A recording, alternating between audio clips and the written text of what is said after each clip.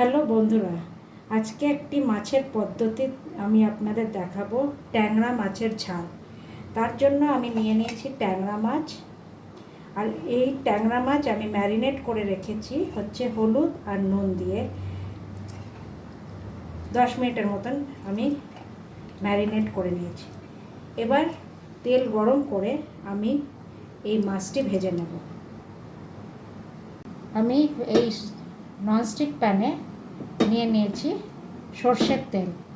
সর্ষের তেল থেকে যখন ধোঁয়া বেরাবে, ভালো করে গরম হয়ে যাবে, তখন সিমে করে আগে মাছটা দিয়ে একটু ঢাকা দিয়ে দেবেন। যেহেতু ট্যাংরা মাছ একটু ফাটতে পারে, তাই জন্য তেল ছিটে আসার ভয় থাকে, সবসময় এটা ঢেকে দেবেন। আমি মাছটা দিয়ে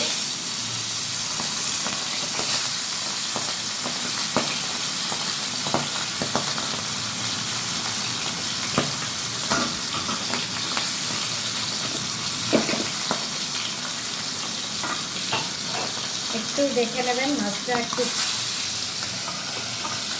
ছিটে আসে, তেল দিয়ে ঢাকা দিয়ে দেবেন। মাছের মধ্যে দেওয়ার জন্য আমার যে উপকরণটি লাগবে সেটা আপনাদের দেখিয়ে দিই। আমার লাগছে আলু। এটা বড় একটা আলু আমি লম্বা লম্বা কেটে রেখেছি, এইভাবে এরকম লম্বা সাইজে কেটে রেখেছি। একটি বেগুন কেটে রেখেছি, এটাও বড় বেগুন, এই সাইজে কেটে রেখেছি।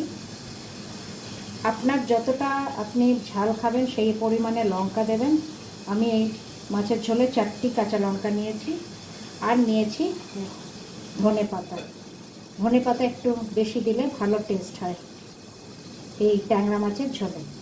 আর ফোড়নে আমার থাকবে শুধু কালো জিরে। তাহলে দেখে নিন কীভাবে বানাচ্ছি। মাছ ভাজা হয়ে গেছে, মাছটা এইভাবে ভাজা হয়ে গেছে। এবার কড়াইতে আবার সর্ষের তেল নিয়েছি। সর্ষের তেলের মধ্যে এবার কালো জিরে কিছুটা দিয়ে দেব।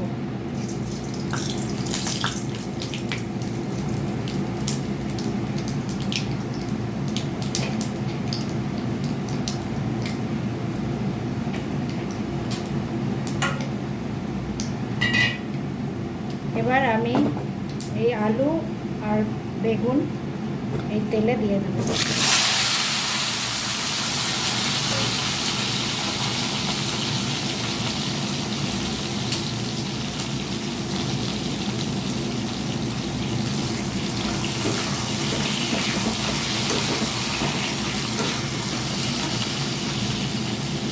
যেটা আমি মিস করে গেছি হচ্ছে, আমি একটি টমেটো এর মধ্যে কেটে দিয়ে দেবো।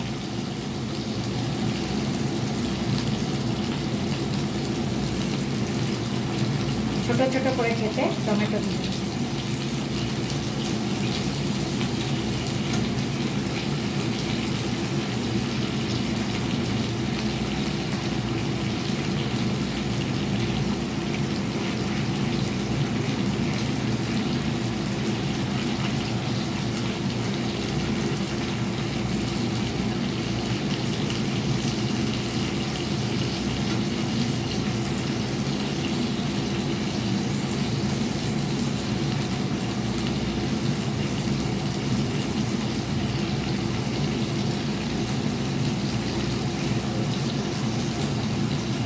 এবার পরিমাণ মতন নুন,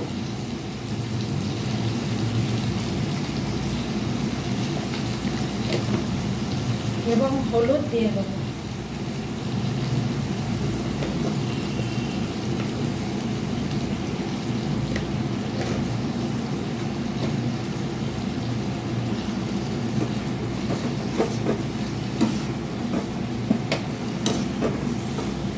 এবার এই আলু আর বেগুনটা টমেটোর সাথে ভালো করে ভেজে নেব।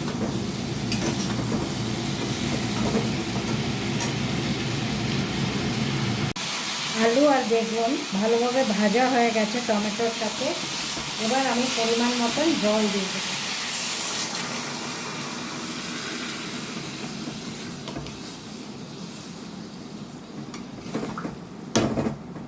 আর একটু জল লাগবে।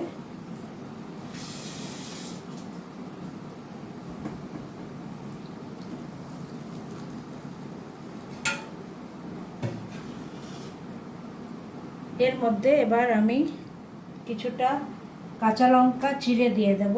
4টে কাঁচা লঙ্কা আমি দেব, লম্বা করে চিড়ে দিয়ে দেব। আপনারা ঝাল বুঝে দেবেন, যতটা ঝাল খাবেন। যদি বেশি খেতে চান আরও 2টো লঙ্কা দিতে পারেন, আর যদি কম খান তাহলে কম দেবেন।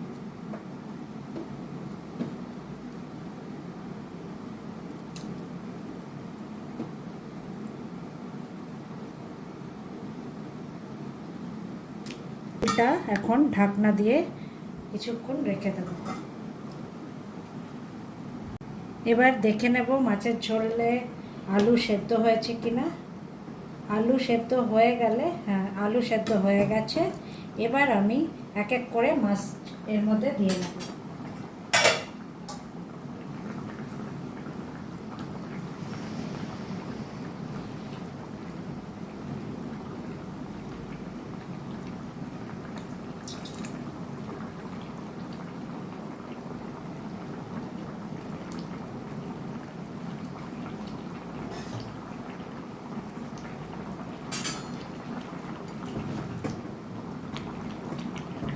কিছুক্ষণ এই ঝোলের মধ্যে মাছটি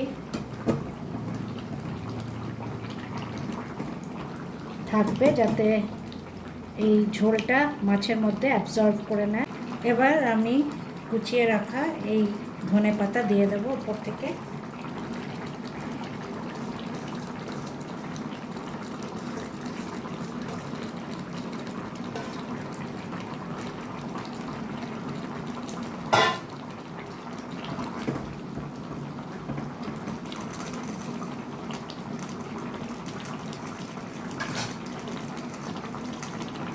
এবার আপনাদের দেখিয়ে দিই, এই তৈরি হয়ে গেল আমার